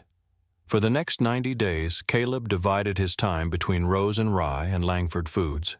He arrived at the bakery before 3 each morning. By 8, the first batches were cooling, and Rosie had left for school with Hannah. Then Caleb changed his shirt, drove across town, and entered the glass building that had once rejected his badge. Victor had arranged a new visitor card for him. It carried no title, only his name. On the first day of consulting, Caleb found 12 managers waiting in the conference room. Some had worked with him before, others had joined after he left. Victor stood near the window. "Caleb will lead the operational review." A manager named Stephen opened a laptop. "What is the scope?" "Everything Caleb said." Stephen looked at Victor. Caleb noticed. "That is the first problem." The room went quiet. He walked to the screen at the front. "You looked at him before answering me. That means you do not believe authority in this company is real unless it comes from the top." Victor sat down. Caleb continued. "For the next 90 days, no one in this room is rewarded for protecting an executive. You are rewarded for identifying what is broken before it becomes expensive." A woman near the end of the table raised her hand slightly. "This is not school," Stephen said. Caleb looked at him. "No, in school mistakes are usually cheaper." The woman lowered her hand. Caleb nodded toward her. "What were you going to say?" She glanced at Victor. Then she looked at Caleb. "Warehouse 3 has been reporting equipment delays as staffing problems." Victor's expression tightened. Caleb did not look at him. "Why?"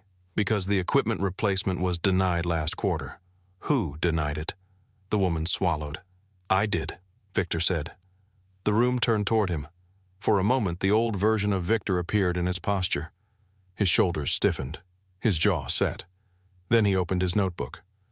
"Show us the reports." The woman began speaking. Caleb watched Victor write. It was a small beginning. Nothing more. At Rose and Rye, the bakery continued growing. Jordan learned to open by himself on the mornings Caleb went to Langford Foods. Walter complained that Jordan used too much flour on the work table. Jordan complained that Walter had never complimented anything made after 1987. Rosie created a new set of notes for the bread bags. One read, "You do not have to know everything today." Walter found it beside the mixer. "Did you write this for your father?" Rosie looked up from her homework.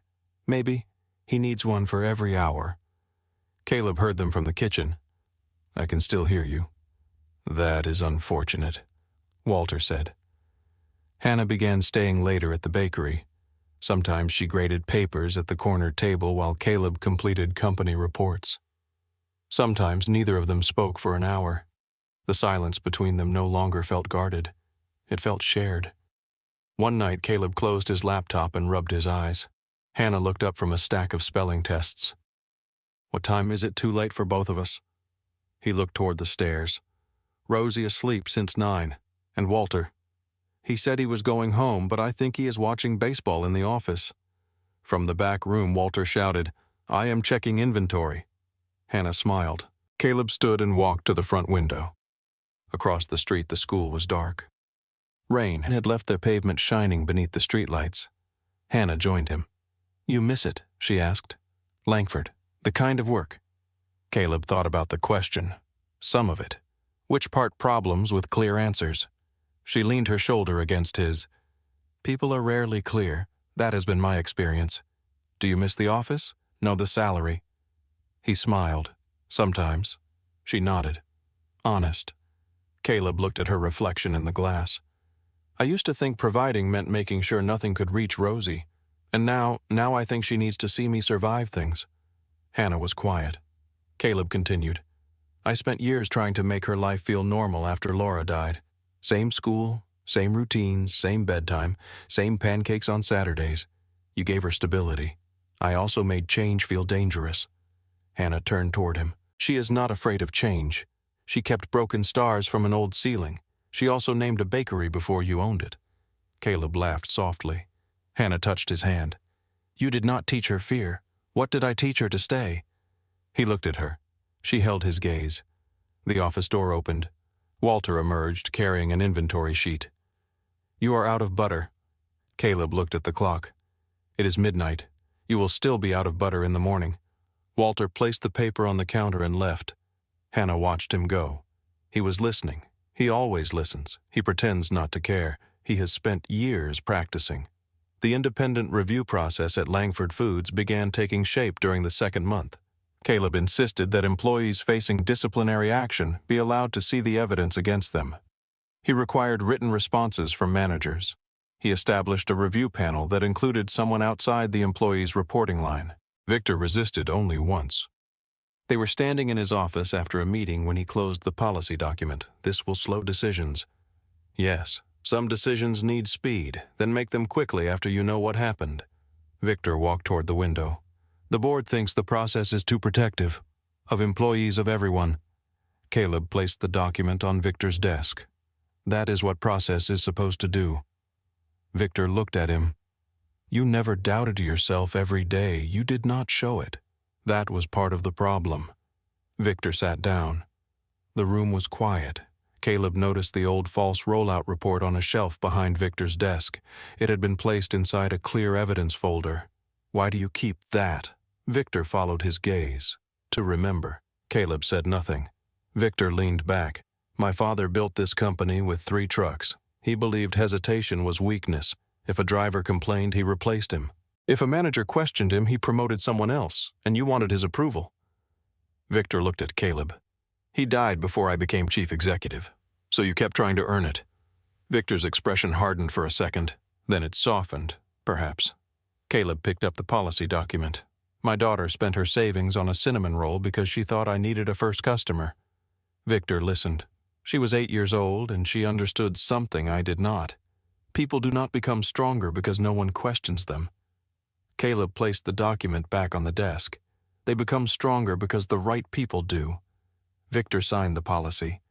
The training program began in an unused warehouse classroom. The company named it Second Rise. Caleb disliked the name at first. Rosie loved it. It sounds like bread, she said. That is why I dislike it. It is good. It is obvious. People like obvious. Walter agreed with Rosie, which ended the argument.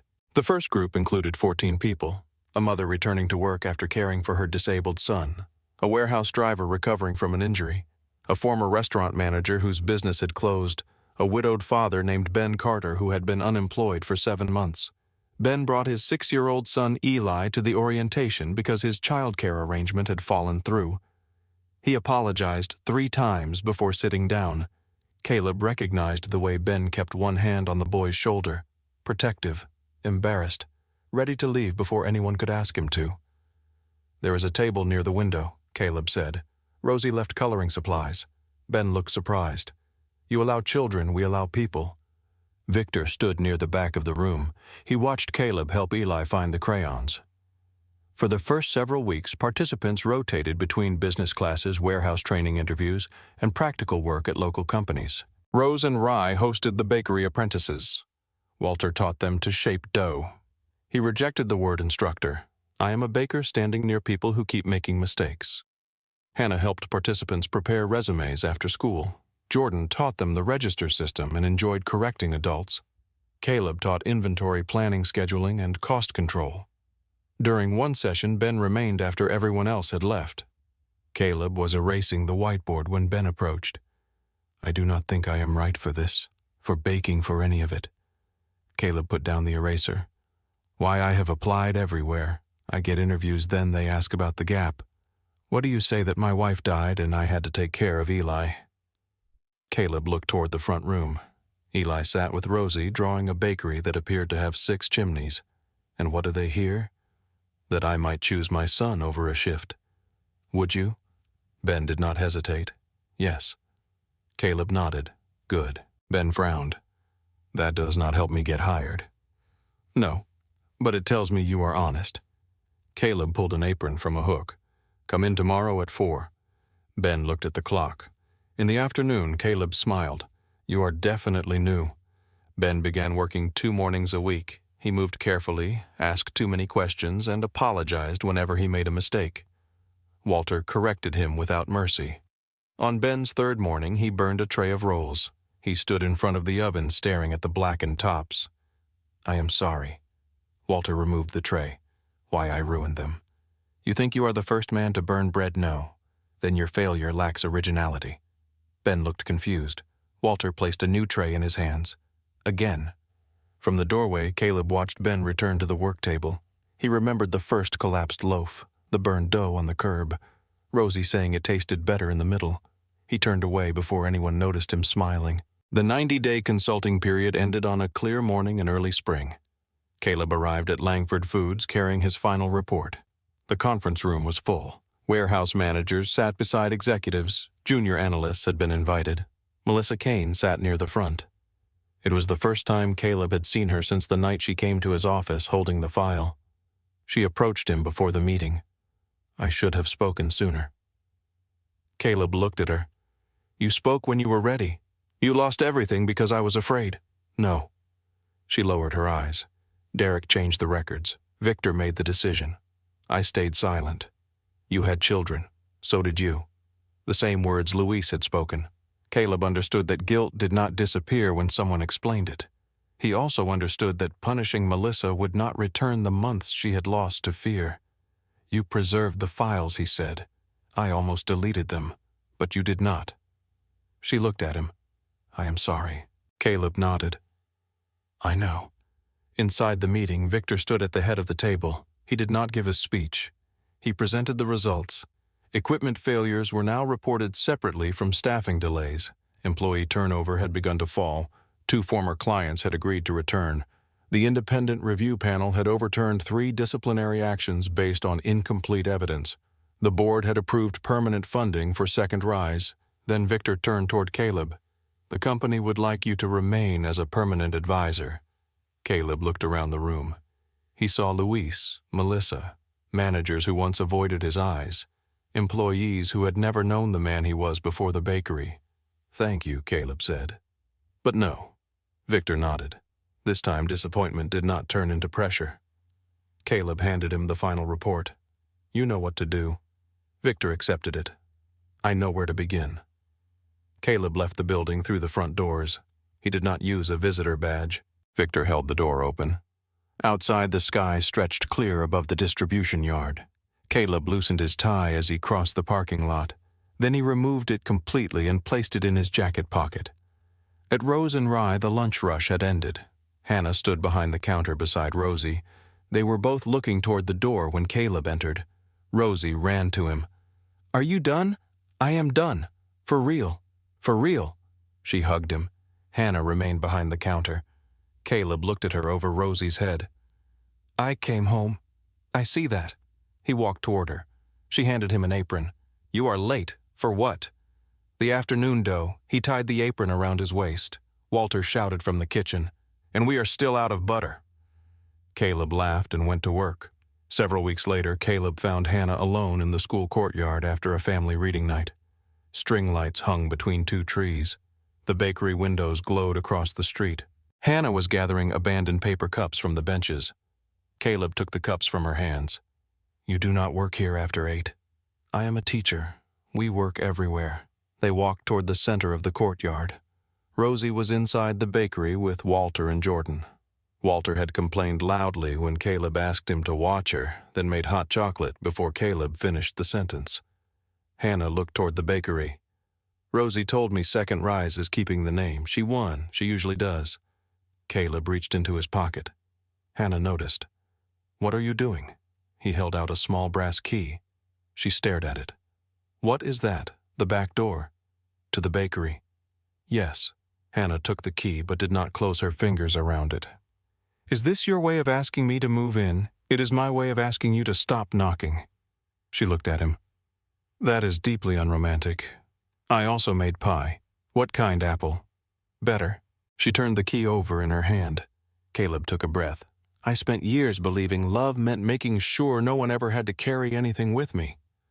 Hannah's expression softened. "And now I think it means choosing what we carry together." The sounds from the school had faded. Somewhere inside the building, a custodian moved a chair across the floor. Hannah slipped the key onto her ring. "You understand this means I get opinions about the coffee. You already have opinions about the coffee. I will have authority now. That sounds dangerous." She stepped closer. "Are you afraid?" "Yes." "Good. Why is that good?" "Because now you move while you feel it." Caleb smiled. She had remembered.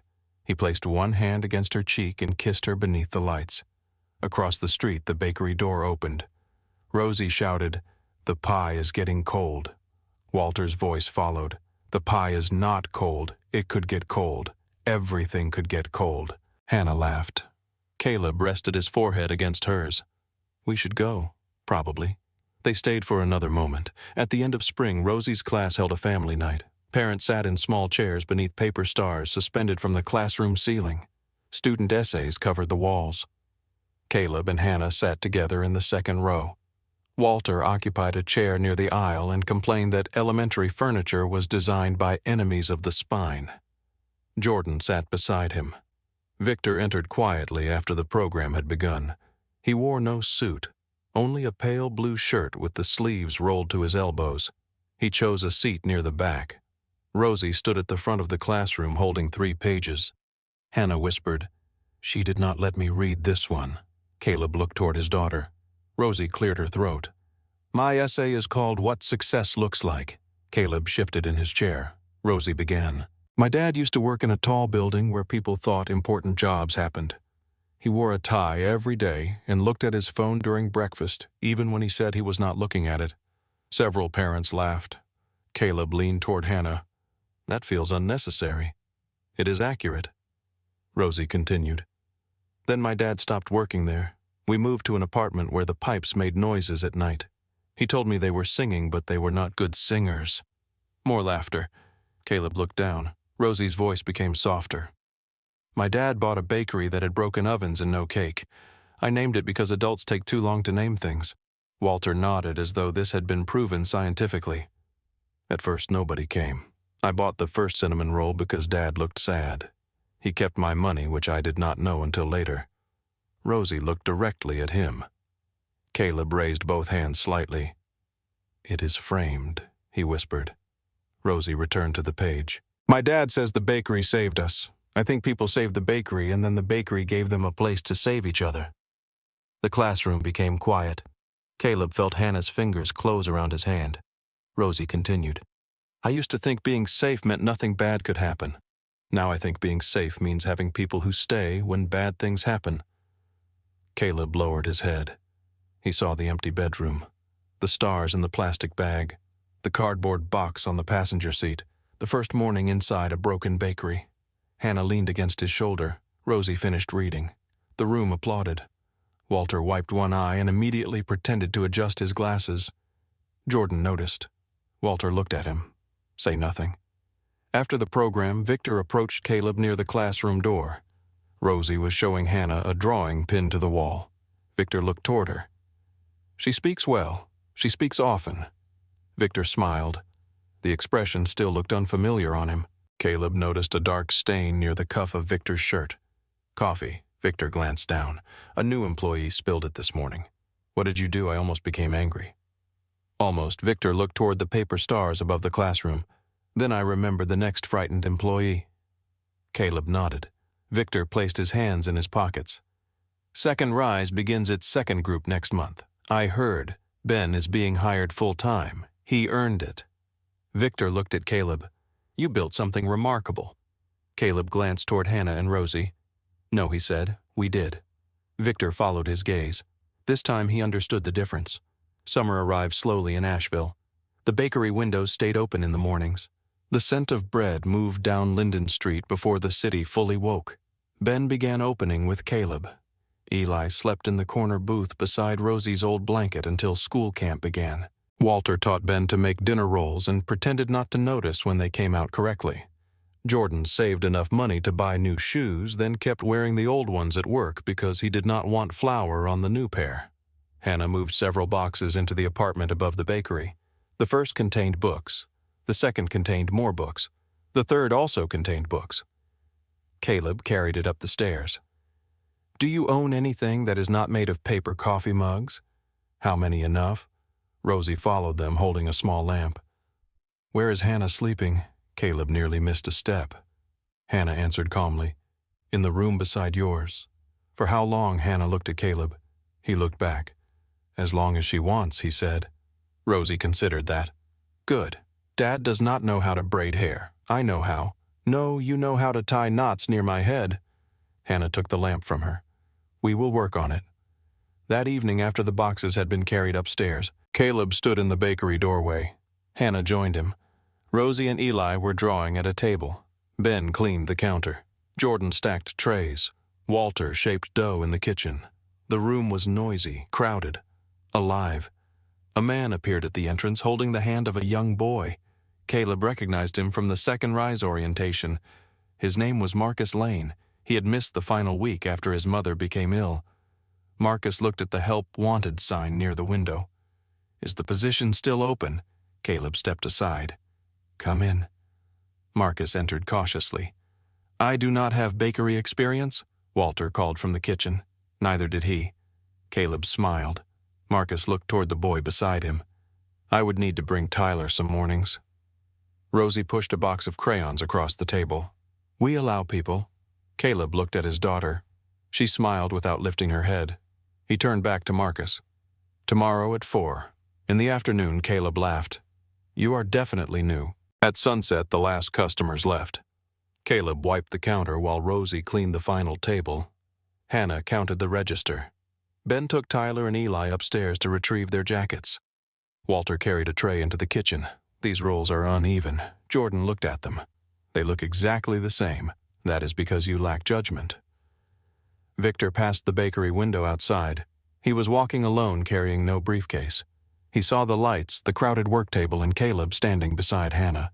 He paused. Caleb noticed him through the glass. Victor raised one hand. Caleb did the same.